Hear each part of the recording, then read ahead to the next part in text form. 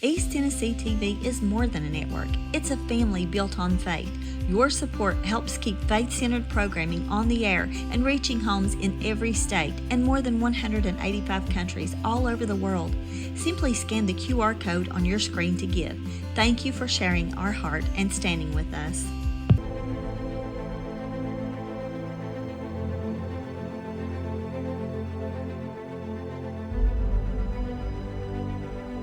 Reaching speeds well over 130 some miles an hour.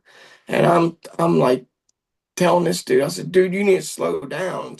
He's like, I'm gonna tell you what, God is real. And everybody here listening, anybody understands life and everybody wondered if God is real or not, well, you're gonna hear something that is gonna blow your mind because you know.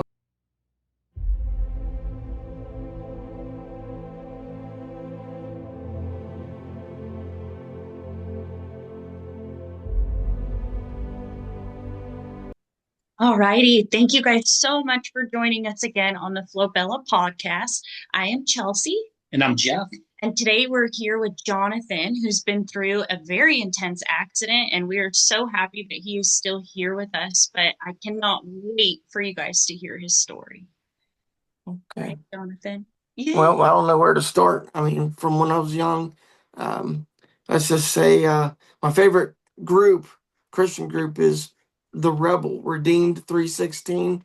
If you haven't heard of it, please look it up. I mean, it's the words and the lyrics, a lot of songs. Just it defies me. See, I was a rebel whenever I was young. My mother always told me not to do it, and I did it because I didn't think that no one had to tell me what to do. I knew what I was doing. You know what I mean? I was in charge of my life. Yeah, so much in charge. Um, I was young. She told me not to go up to school, play football. If anybody ever heard of smear the, and well, I got smeared, and I broke my left arm, and she came home. I was already at school. I went up a half hour before she came back, and I already went up before she told me. She said, wait till she got home to go up. But of course, I defied. I rebelled and went up with my friends to play football. Thought I was going to miss something in a half hour, but got up there, and the only thing I could have missed was a broken arm. I should have stayed home.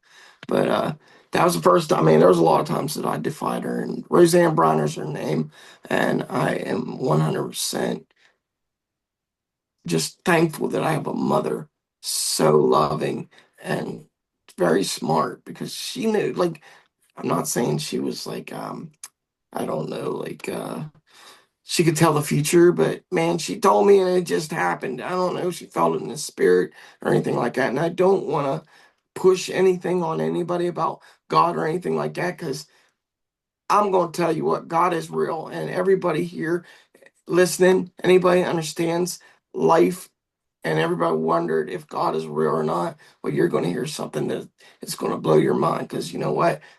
My mother, when I was first born, I was like getting dedicated to the Lord.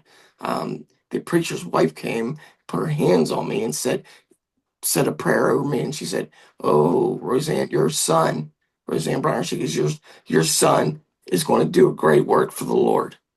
And my mother said, wow, not thinking that it was coming from God 100%, and as I was growing up, she was a devout Christian, and the podcast about my mother too. I'm talking all about my mother No, I'm because, excited to tell the story. and one time when I was like 16, another time that I rebelled, I didn't heed to her advice, and she told me to don't hang out with riffraff, and I always hung out with bad kids and got me in trouble. I mean, I've done jail time, stuff like that, and it's all by my own choice. But what she told me not to go hanging out with these boys, but I went out with them and we were drinking with some girls. Oh, it was the time of our life, and there was this creek down below us, and it was usually deep, about 10 feet deep. And we used to jump off it when we were, summer times, and always swam in it and not thinking, not realizing they were draining the creek. And as they drained it, it got very shallow, like 5, 6 feet of water. And I got out and I was wanting to press these females. I'm like, yeah, whatever. So I get up on the bridge and I'm like, yeah, watch this, jump off, go all the way down into the water and all the way into my kneecaps, nothing but mud stuck in there underwater. So it took me a very long time. I had to reach down between the space of the mud in my leg and go all the way down, find my shoelaces, and gradually find how to untie them in base dark, because we did it dark. And I finally got my uh, my boots laced, and as I'm trying to wiggle out, I'm pushing in the mud, and I don't have no structure, no solid foundation to pull me out. I was sinking in the mud, but finally I wiggled enough to get one boot out. Guess what? Now I got to go for the other boot because it's stuck. So I go and I'm trying to put my foot down to get my other foot out. I'm stinking in there with my foot. So I'm like, no, I can't do that. I reached down and finally got down. It took a long time.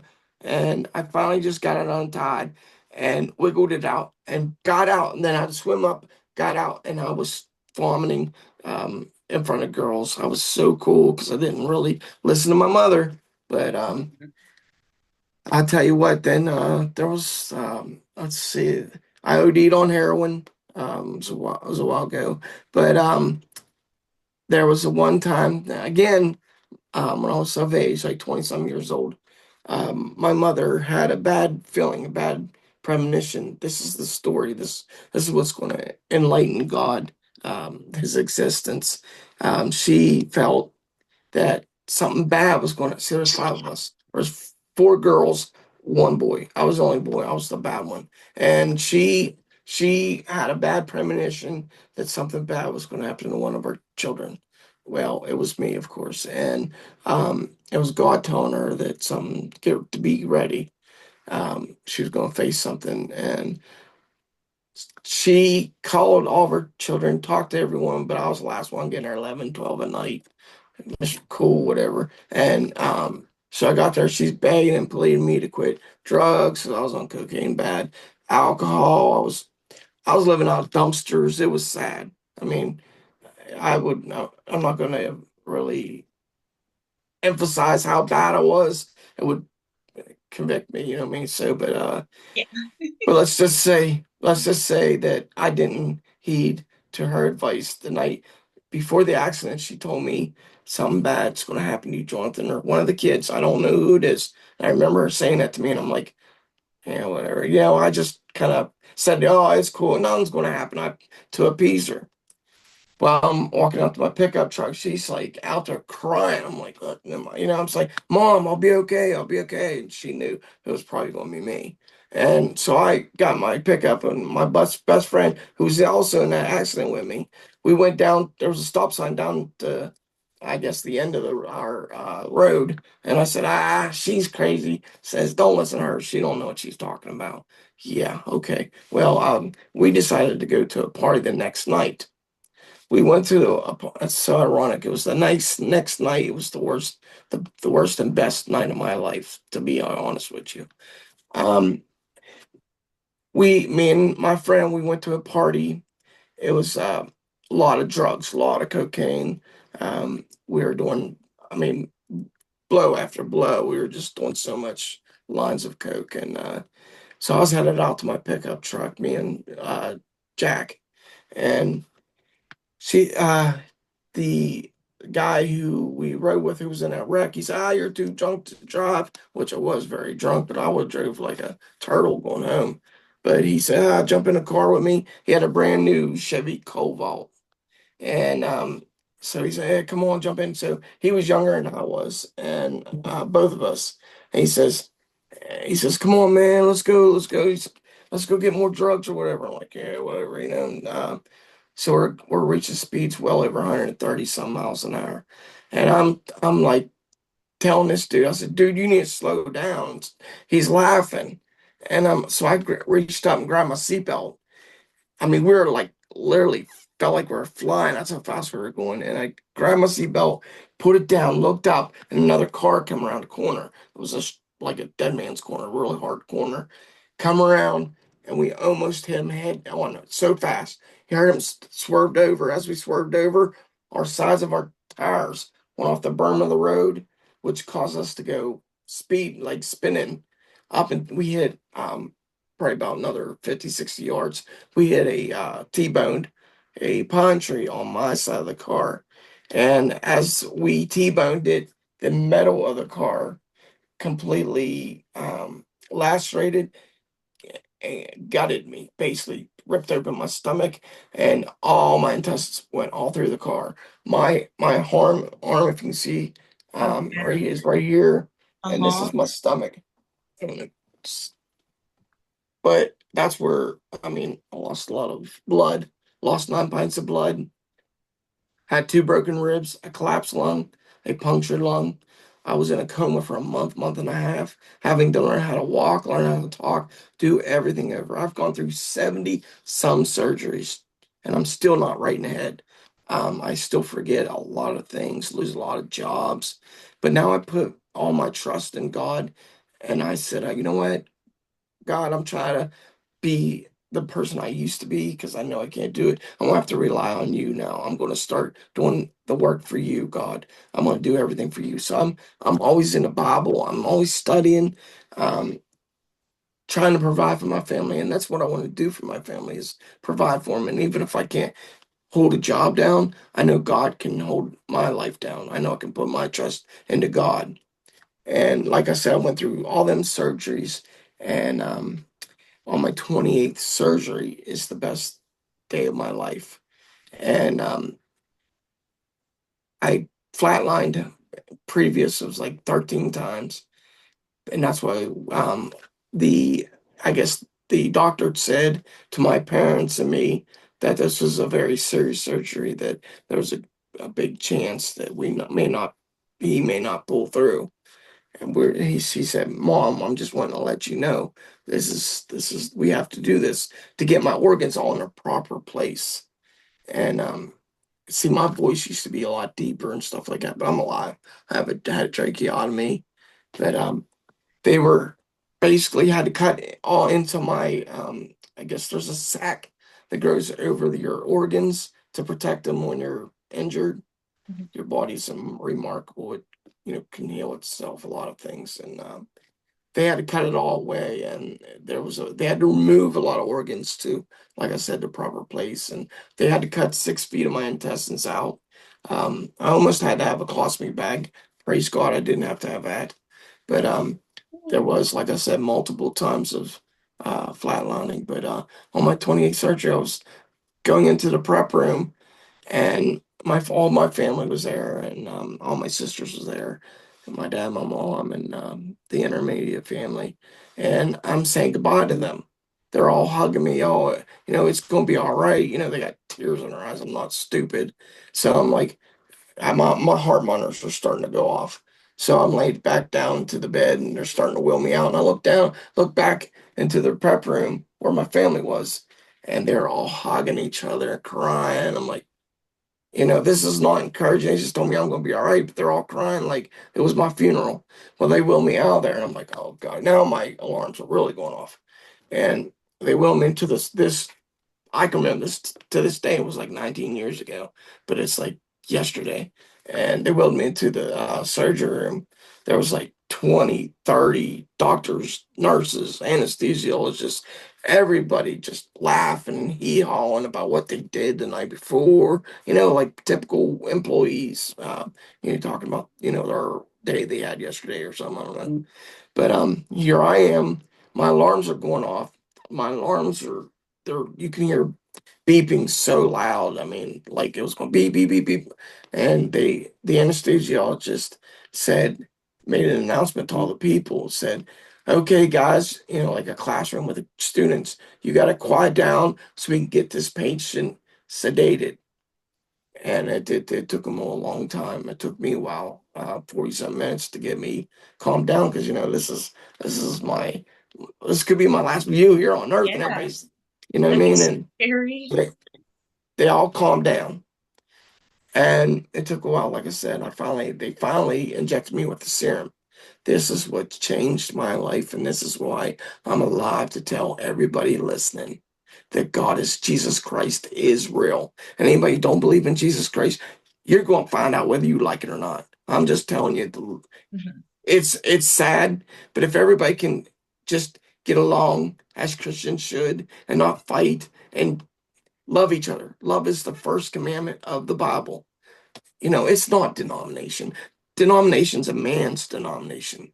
Denomination shouldn't even be, it should be in the Bible. If you go by the Bible and you read that Bible and you live by the Bible, how can it be unless you read some other writing on the Bible and it takes you a different way? But I'm telling you, if you believe into the Bible and you read that Bible, don't believe in denomination. Don't leave that as your stronghold to get you into heaven. Believe in that Bible to get you to heaven. But I'm telling you what, when they finally got me, they injected the serum. I was going out, and as I was going out, I didn't think about them cutting me open because they had to cut me all the way down from a chest bone all the way down to my bottom of my navel. And I didn't think about that. I was thinking about, I was, I was starting to stare. I was having a vision. Didn't even, I thought it was like really life, but everything was so 3D, like super, like it's indescribable. Like I was staring at this mountain. It was a beautiful, beautiful mountain. And I was just like, and I felt like I was just in real life, I was like, I gotta get over this. And I'm starting to walk towards it and I just stop. And just like the spirit of Jesus come over me to stop. And Jesus was there. So ironic. He picked me up, and anybody's going through hard times and don't believe that this is if they believe that, oh, I'll never get through this or whatever like that, the report could be so negative and you could just be like, oh man, I'm not going to make it through. Jesus, oh, everybody, I'm gonna pray this false God and he's not real. He is real. Let me tell you what, because I would never have made it if it weren't for Jesus Christ. But he's starting to carry me up to start to go up this mountain. And I remember for it's like 11 or 12 hour surgery, we got clear to the top of the mountain. I mean, and we were very high up. And I kept looking. I look at his face, and it's true. Jesus ain't gonna let you see his face till you're in heaven, I believe. But when that time is, but I couldn't see his face. But when I looked at his face. It was such a light, like a heavenly, inviting light. I was just like in awe, like I'm getting cold chills talking about. I'm sorry, I'm getting spiritual right now, but it's just I just want to praise God. I want to praise God just for everything that He's done for me in life. But as we're getting down, I'm looking down. We're on these paths so small. I'm looking down. We were so high, and I didn't even think about falling. But we were so high, like little paths, like goats go on. And I can remember for detail till we got down to the foot of the mountain, he put me down and he sat me down. And I'm thinking I'm gonna get to speak to him. As soon as he put me down, my eyes woke up and I was in the recovery room. My mother was there because she knew I was waking up. And she said, "Oh, Jonathan, you're awake." And I said, I couldn't talk. I had an NG tube, like a big tube, all the way down my throat and my intestines for almost 9 days, no food or water, only by vein, by injection. And and I told my mother, I said, "Ma, I saw God in a piece of paper and pen." And she started praising God and everything like that. But that's where I'm at with my life. God is real, and anybody that doesn't believe in Jesus Christ, I hate to say it because it says not in the Bible to call anybody a fool. But if you don't believe in Jesus Christ, you will find out you are a fool. So that is my testimony. And anybody that's got any problems or going through any hard tribulations, just to count on God, always count on God. Your story is definitely seriously a miracle. Like it reminds me so much when they told me, they're like, hey, medically, just know you have no reason why you should be alive. And Right. after you go through like what you've gone through, oh man. See this, I'm sorry, this my left arm, they almost cut it off because there was the blood vessels, everything's ripped out. My hand, when I got out, was ice cold. and it was even during spring or summer. It was still very cold because there was no warmth and no blood or anything like that. Hey, kitty, kitty, yeah. But he's wanting to be on show. But I know. but by the grace of God and from what I've been through, fasting, praying, my hands back to warm, and there was no blood vessels in there, as warm as can be, just like the other hand now. What? So there's no way that I will ever not believe in Jesus Christ. And it's a scary thing if you don't. Because when I was dying, I wasn't heaven bound. I was hell bound. When I was dying, I felt like had 1 billion pounds of pressure pushing me down. And I knew what was bad. Something bad was awaiting me. And it felt like I was lost. But the pertinent things that I heard, I could hear the preachers come in and give me my last rites. I could hear my mama tell me, "I'm right here, Jonathan, hold my hand," stuff like that. But I couldn't feel nothing. But I could hear everything.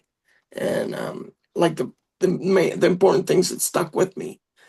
And I even heard my son tell me that, "Hey, Daddy, wake up! We're gonna go ride in your truck," because I used to take him. He loved riding in trucks and stuff like that. And that's what life is about: living for your kids and taking good care of them, and just teach them about God, and teach them to stay away from drugs and alcohol, because that's the worst thing in life, is to get hooked on something and be dependent on something that controls your life, and that is a controlling situation, a controlling substance that will be your downfall, that take you literally to hell. You gotta straighten up your life, live the righteous life, and few walk that righteous life. But there is that ones that do make it will be in heaven, and will have a mansion built for you. Understand, God is real. That's why I'm trying to tell everybody. God is real. He is so real. So Oh, big time. I feel like all three of us wouldn't be here without God. For mm, sure. And thinking about I just think of what the two of you guys have been through, and how like just different you'd look at life after experiencing something like that. Because it's like your life just flashed before your eyes. You almost had like your own version of a funeral, hearing everybody, praying over you and yeah. all this stuff. So to come, like, what's your everyday life look like now? Like the way you think, the way you go about things. Like, how has it changed your perspective? Believe it or not, like, it's changed me dramatically. I used to be, that's in the past. I don't like to talk about it because it brings up urges. But now that I know what I know, as you see, I'm always at my desk studying. I'm a nerd when it comes to God. I love to learn everything about God. It took me almost, well, the rec's been almost 18, 19 years. I've been in the New Testament for at least 10 years off and on. It's taken me that long because I got a commentary. I go into depth because I know everything in that Bible. I read King James Version. Everybody has different versions of the Bible, and somehow they twist it up a little bit. But you know what? The truth's in the Bible, most of the Bibles. So I'm not going to downfall on the other religions, but the Jesus Christ is the way to go. I will tell you that. So if you believe in him and the Holy Spirit, all three, the Father, the Son, and the Holy Ghost, is all three. You believe in them, and um, you'll have a good life. It's hard being good all the time, but you know Yes. what? Yeah, But yeah, you guys are it nodding is. your heads like, Yeah, yeah, closest you are to God, I feel like the more you get tested, the more yeah. seasons you get put through. And I think, luckily, well, with what you went through too, it probably makes you a lot stronger and a lot more resilient. Like knowing in your mind you got through like 70 plus surgeries. I mean, I would feel like you couldn't be afraid of anything, you know? Like, Oh, I'm afraid of everything, believe it or not. yeah, I don't. Hey, no, I'm not. I'm smart. I'm smarter now. Like I'm not. I don't say I'm not. I'm afraid of everything. I'm just saying if I'm faced against anything and it's not my doing, I know that I can call on Jesus. yeah. Now, if I'm not gonna put myself in a situation where there's a chance that I'm gonna lose my life or overdose. I even overdosed, like I said, on heroin. Like I know all about losing your life and the chances of not coming back is so close. And for me to, I probably flatlined 13 times in that car wreck. One time when I OD'd, uh, that time when I fell in that creek, it was underwater for a considerable amount of time. For me to get out and still be able to breathe, I was under there for a long time. It felt, I don't even know, but it felt like a eternity. It was so long, and I was blue. I mean, I was so, and it was embarrassing because I was trying to show off, and Yeah. I'm throwing up in front of this girl that we never talked again, but Yeah. You're like, hey, look at what I can do. Oh shoot, I yeah. got stuck. Look, I'm a fish. I'm Yeah. a fish that can't breathe underwater. Yeah. Yeah. Oh man. How long ago was your last surgery from that car accident? That's crazy. My surgery is still going on, but my last surgery, I just had I have two more surgeries coming. Um, One from my cervical. I still need on my cervical, and it's kind of like a tummy tuck. So it's the next one is the tummy tuck. So, but I'll take a tummy tuck because my wife's jealous over me. I said it's kind of cosmetic. She goes, Jonathan, I know it is. Like rubbing it in. You're like, I deserve it and I earned it though. You're Yeah. darn right. Yeah, you're Yeah, darn you right. did. Seriously.